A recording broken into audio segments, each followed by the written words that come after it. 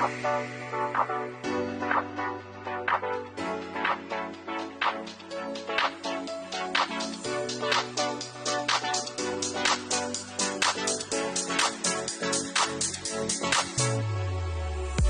listening to the Dad Whisperer podcast with Dr. Michelle Watson Canfield.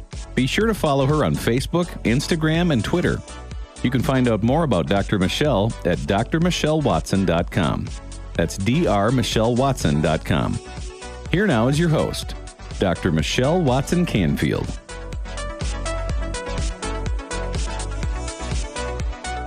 Hello and welcome to the Dad Whisperer. I'm your host, Dr. Michelle Watson Canfield, and I'm so excited to have a guest coach with me today.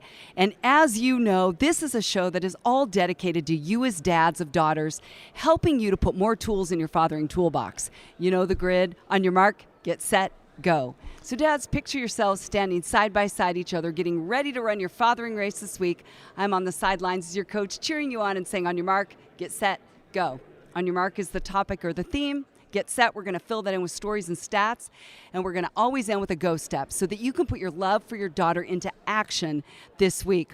Well, today I have a guest coach joining me by the name of Mark Gregston. Now, I have known of this guy for years, met him years ago at a conference, and we are here at the National Religious Broadcasters Conference. You're going to hear noise behind us, but we're keeping it real.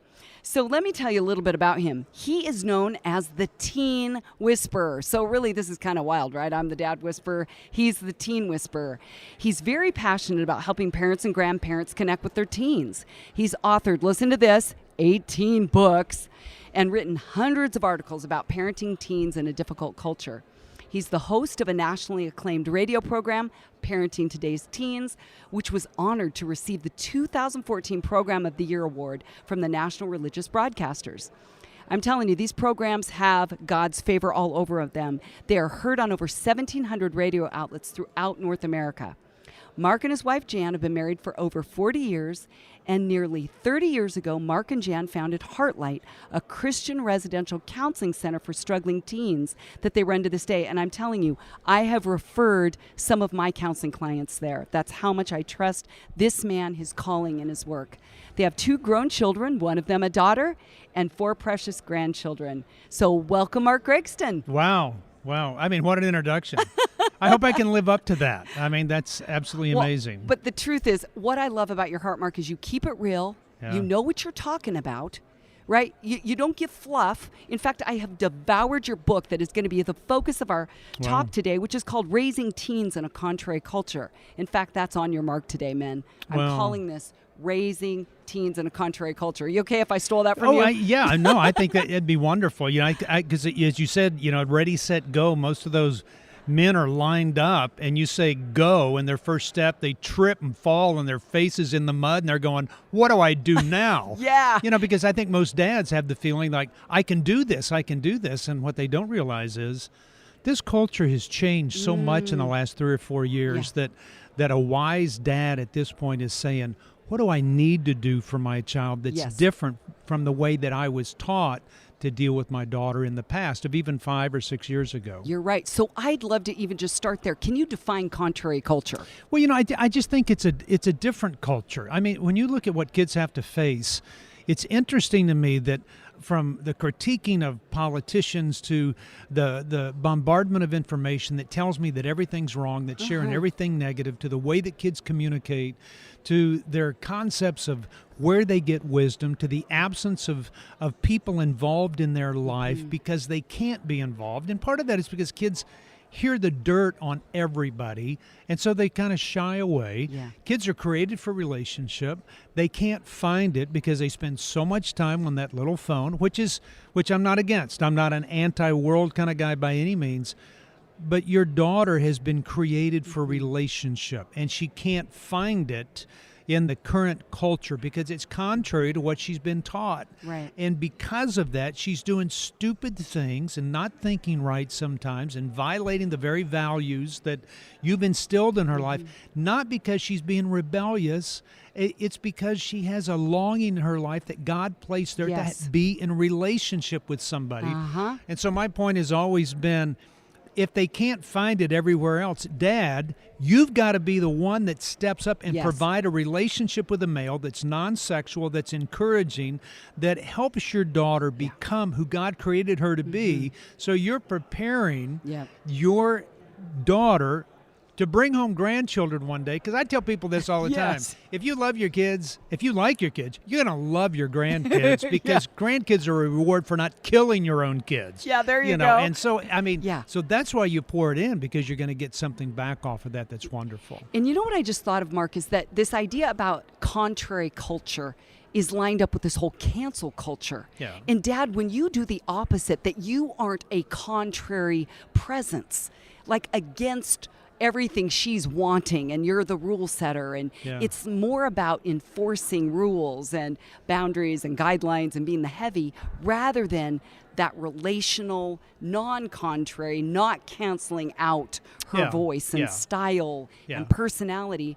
And I don't think you'd be listening to this if you were that kind of dad. Yeah. So you're just Yeah. encouraging dads, really emphasize building a relationship with your girls. Well, the relationship is the most important thing that your child has with you during their adolescent years. Yeah. Because no matter what they do, no matter what they say, no matter what they violate, it's a dad who says, there's nothing you can do to make me love you more. There's nothing you can do to make me love you less. And if Yes, that's yes. true, when my daughter comes home and says, I'm gay, or I think I'm a lesbian, or I am having sex with somebody, or whatever it is, whatever you can think of that would annoy you and offend you the most, the dad who engages with their daughter and says, there's nothing you can do to make me love you more. There's nothing you can do to make me love you less. Yeah.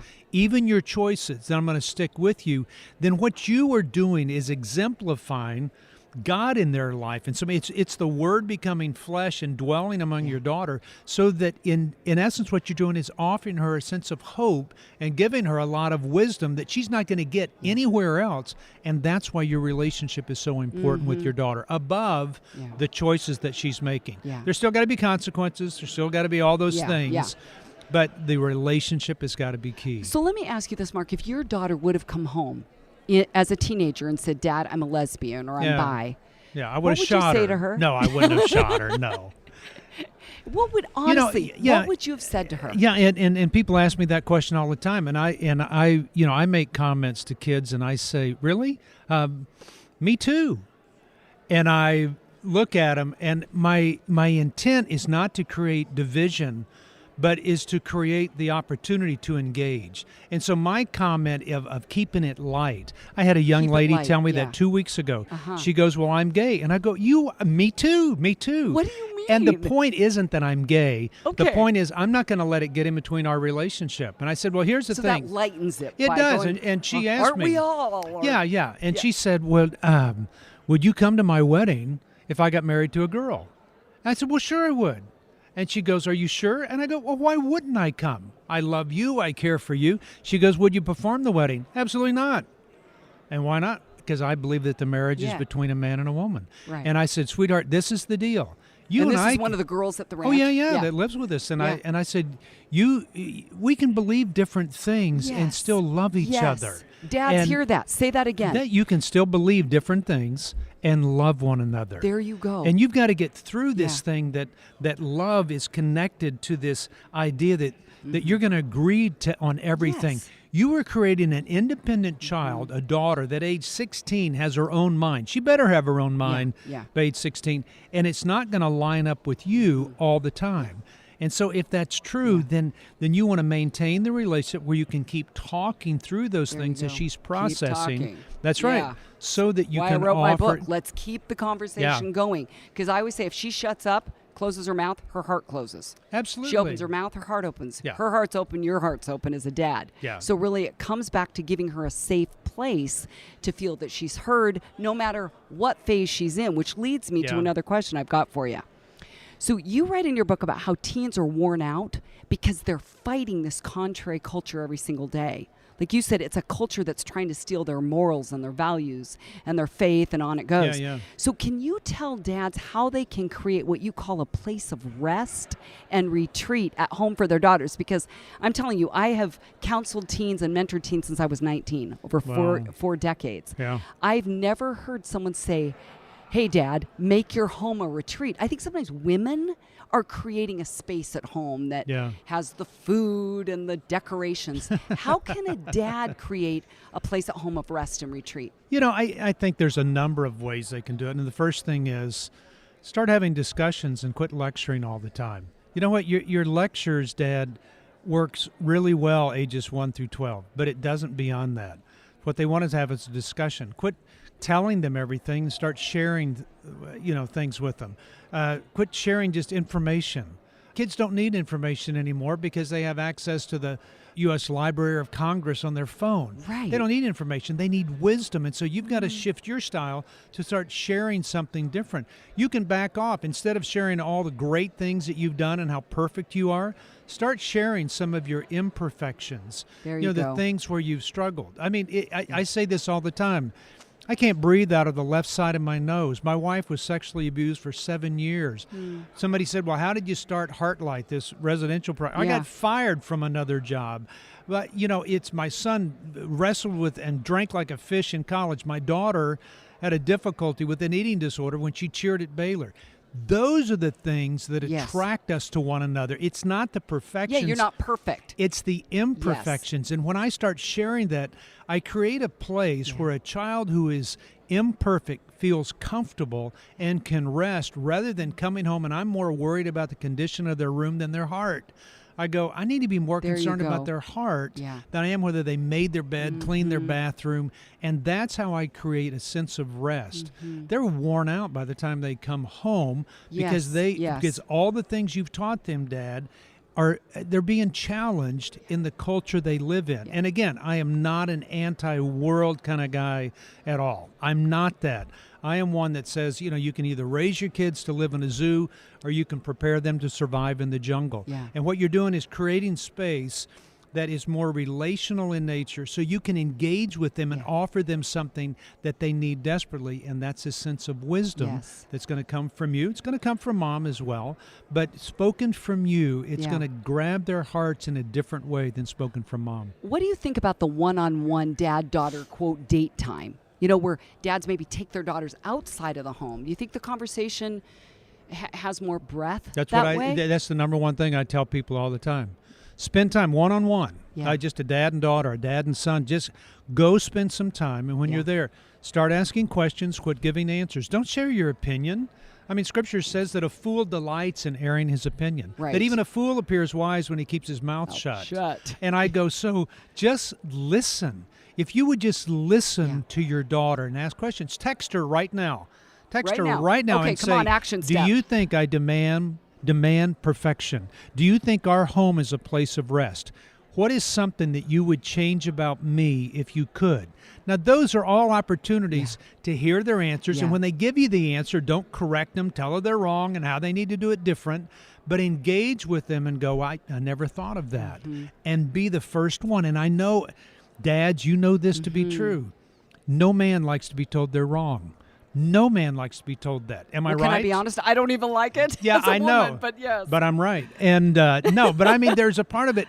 No man. And this is where, by saying you're wrong, can engage you with your daughter. When you say, I was wrong about that.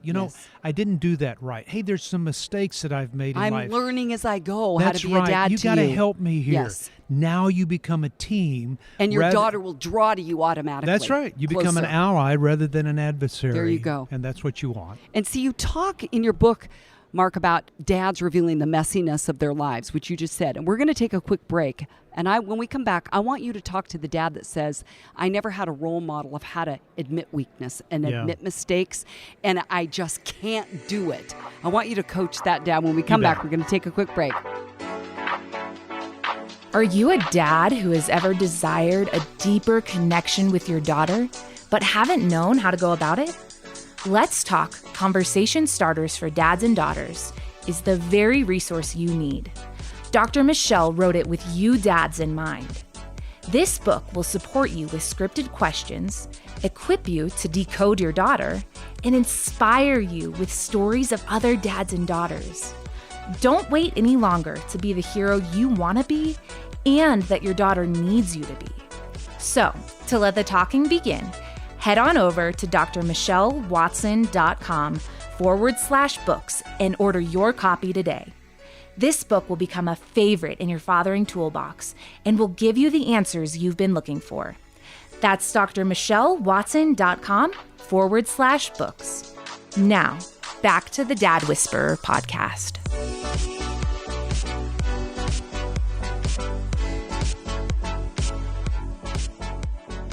Welcome back. I'm talking to Mark Gregston, a man of action, a man of passion who has invested in over 3,000 teenagers who come to Heartlight, his ranch, where it's would you say a healing place for relationships. And he's written a book, many books. He's authored 18, but I'm focusing today on his book titled Raising Teens in a Contrary Culture. So I know, Mark, that my dad, he grew up on the south side of Chicago, was in gangs from the time he was 12, 3 different last names among the, the siblings, 7 of them, and really no role model on how to do much of anything, truth be told. It was kind of life on the streets. You figured it out from other people. But he does not know how to do, the very thing you're talking about, which is admitting weakness. Yeah. And I'm not saying my dad doesn't have humility, but this whole thing about really being transparent doesn't come natural for every guy. And I can tell that the reason that you have, I believe, been a place of healing and rest and solace and restoration for kids is you know how to do that. Well, I learned how to do it out of necessity. Okay, how do men learn to do it? Because I'm 66 years old. If you're between the ages of 40 and 80 years old, your dad did not know how to do it. And he didn't know how to do it because of the craziness of the culture where they were trying to survive during Depression, 2 world wars, a Korean conflict, the Vietnam War. You look at the craziness where we were saying you have to be strong. Well, here's the thing. And don't cry. Real men don't cry. And what we begun to realize is that there is strength in being vulnerable. And what your child is looking for more than anything else is authenticity and genuineness. Yeah. They want that. They don't see that. I mean, when you look at the concept of men is something that's so negative, by what their culture is telling them. Concept of women that people is 4.3 million porn. I didn't know there were that many naked women in the world. But you look at how they are skewed in their thinking. So it's and so we come in and say, well, I still want to be right, and I still want to be strong, and I want to come across the right way. Well, you know what? The one way to come across strong is not by your words, but it's by your example, by a blameless life that is lived before your kids. So you're showing them what it is to be a man. And so what is a man? Well, God says that I want to be a warrior-like and at the same time be as gentle as a nursing mother, and it's both and. It's not either or. So, Dad, you need to be strong, but there's times that you need to be tender as well. And so maybe the way that you engage and do that is by listening, is by admitting wrongdoing, is by countering some of those things that you didn't learn. And some dad goes, well, I never saw that. And I go, you know what?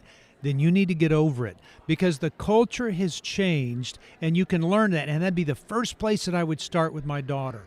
I would say, I never had an example. I didn't know how to do this. I've never seen this before. This is new territory for me. This scares me to death. I was just going to say, admit that you're afraid. Absolutely. That you don't know because more is caught than taught. That's right. So when you admit your weakness, Dad, or what you don't know, do you realize your daughter is going to adopt the same language and admit she doesn't know everything? So it's not just head to head. This combat at home. And when was the last time you heard your daughter say, hey, Dad, I was wrong about that? Well, not too often in teen but years. if you haven't heard it, it's because you're not saying it enough. There you go. If your child can't forgive, it's because you haven't let them know that you can forgive. Yeah. If you haven't had a daughter that said, I love you, it's probably because you haven't said, I love you to them enough. Monkey see, monkey do. And there's something about that just says that I want to create an atmosphere where we can have this relationship. And here's the thing, your daughter's created for relationship.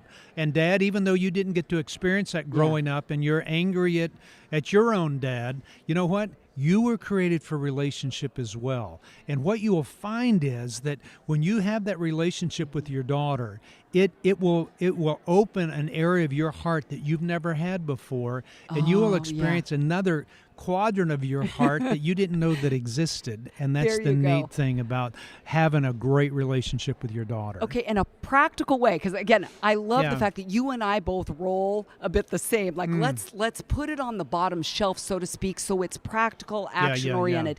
Is you talk in your book about, one of your chapter titles is, can everyone just laugh a little? Yeah. So I think really what I hear you saying is kind of, how does a dad lighten up? How does he bring laughter in his home? Well, quit getting so serious all the time. Yeah, I made a comment once. Somebody asked me if I was 100% heterosexual, and I said, I don't think so.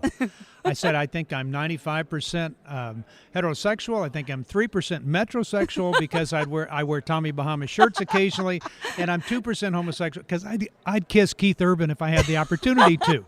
And I thought it was funny, and I go, where have we lost this sense of laughter? Laughter is a form of worship. Well, I was just going to say, Yeah. that line I have in your book, underlined, starred, I've never heard someone say laughter is a form of worship. And you even said learning to laugh again Yeah. becomes an essential part of discovering a renewed sense of hope. Say more about that. Well, it shows your strength. Yes, we go through hard times and good times, and there's bad with the good. And if you wait until life is no longer hard to be happy, then what you're doing is postponing what you've been created for. You've been created for relationships. It's not like you just get more miserable and miserable as you go along in life. It's more that I learned to handle the bad stuff along with the good stuff. And so I can laugh with you and cry with you. That's right. We can That's laugh right. together, cry That's together. right. Like you even said, losing your dog. You have a book coming out yeah. for kids or big kids Yeah. about how to talk about loss and cry together. It's both and. Yeah, it's it's both both and. And when we realize that as dads, that I don't have to be one or the other, this militaristic view and the way that we engage with kids, and I'm sitting here slapping my hand, I go, when we say this is how it's going to be, and this is In then my house. I can be that in one sense if I tone it down a little bit, because kids just don't look at authority like they used to. But I couple it with, I was wrong, I didn't do that, I struggle with this. I admit, but I can do both. And somebody goes, no, I can't, because if I admit my faults and my difficulties and hardship, then I'm not being strong. Or I go, they no, won't respect me I go, no, anymore. Dad, that's not true.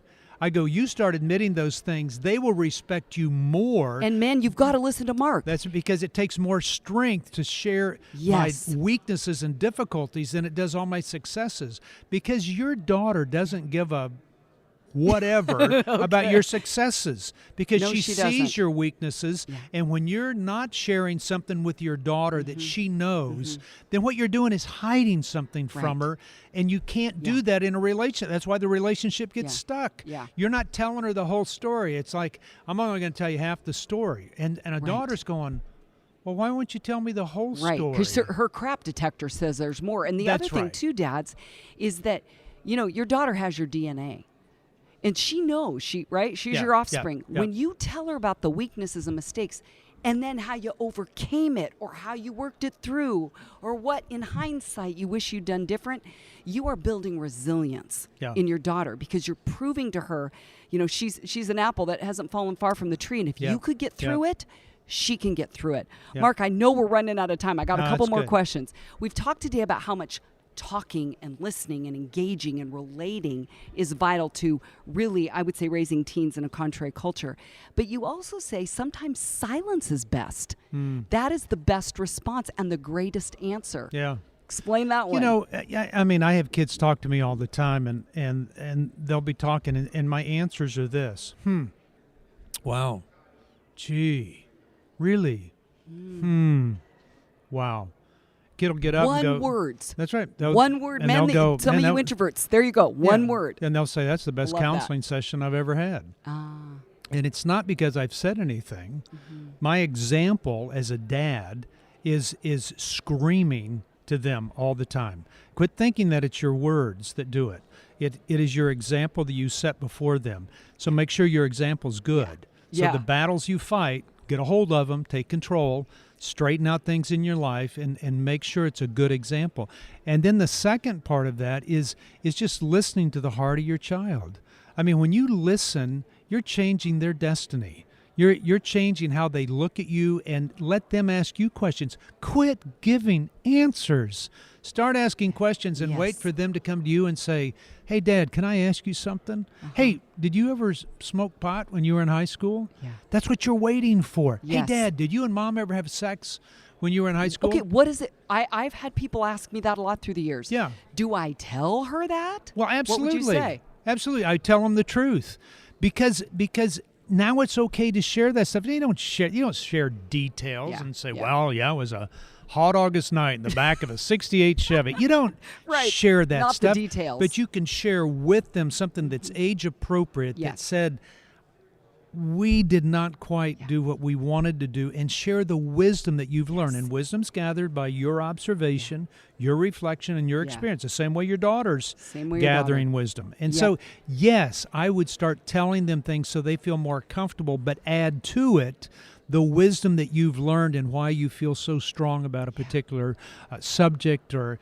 thought or idea. And don't beat them with it. There you go. Share it with them. And you and I both know, because again, I have for 40 years with teenage girls as well. And how often now I have so many girls come into my counseling sessions that I'm like, how many hours are you spending on TikTok and Snapchat? Yeah. You know, and they're like, oh, she snapped me the ceiling. I'm like, what does that mean? Yeah. I mean, she's mad at me because it's nothing. And I'm like, what? You snap the floor, you snap the ceiling. Like, their language matters to them. Yeah. But they're made for relationship, but it's distant, it's disconnected, it's remote, and you as a dad are right there in real time. That's real FaceTime. Well, and that's real. That's a real relationship. Yeah. I mean, your child is growing up with an idea that they have a lot of friends, and quite honestly, they don't. They have a lot of followers. They're so lonely, and nobody's isolated. following anybody. You know, I mean, they feel like they have all this, but they don't, and that's the fakeness. That's why I call Facebook fake book. I mean,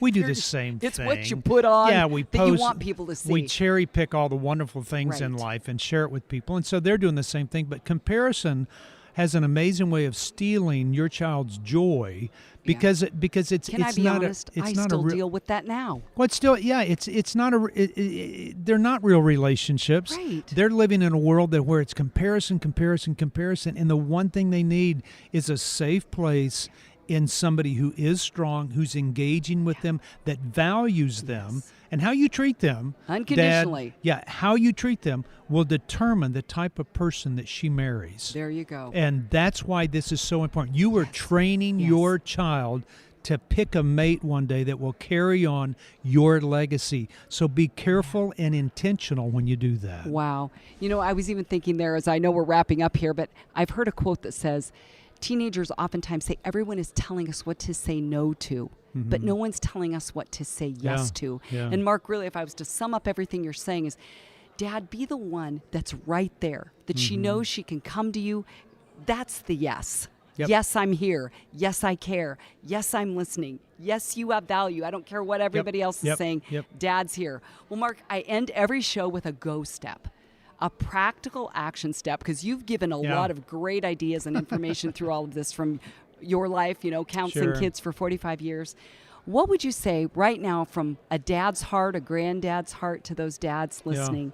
How can dads today put into action a practical way to raise their daughter to live strong in a contrary culture? Yeah, you know what? Go upstairs tonight, just knock on their door. I mean, if they're mad at you, if they, are rolling their eyes, flipping you off in their mind, whatever, just knock on the door and say, hey, can I tell you something? I just want you to know there's nothing you can do to make me love you more, and there's nothing you can do to make me love you less. Say that again. Just there's nothing you can do to make me love you more. There's nothing you can do to make me love you less.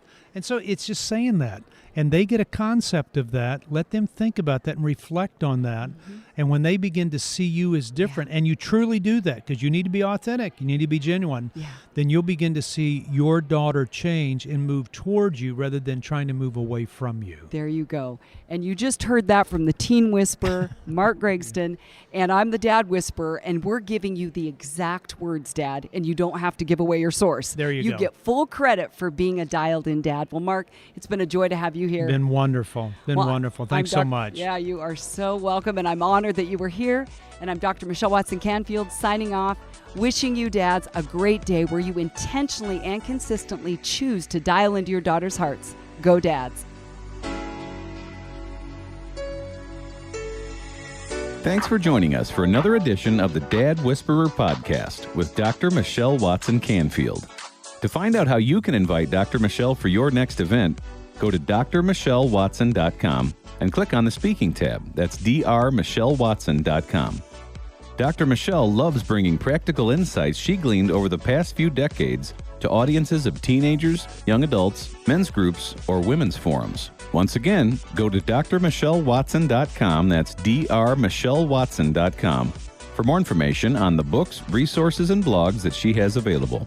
Remember, you can listen to the Dad Whisperer podcast on Stitcher, Spotify, Google Play, and Apple Podcasts. And we'd appreciate it if you'd subscribe and leave us a review. Thanks for joining us today, and we'll see you again on the next edition of the Dad Whisperer podcast with Dr. Michelle Watson Canfield.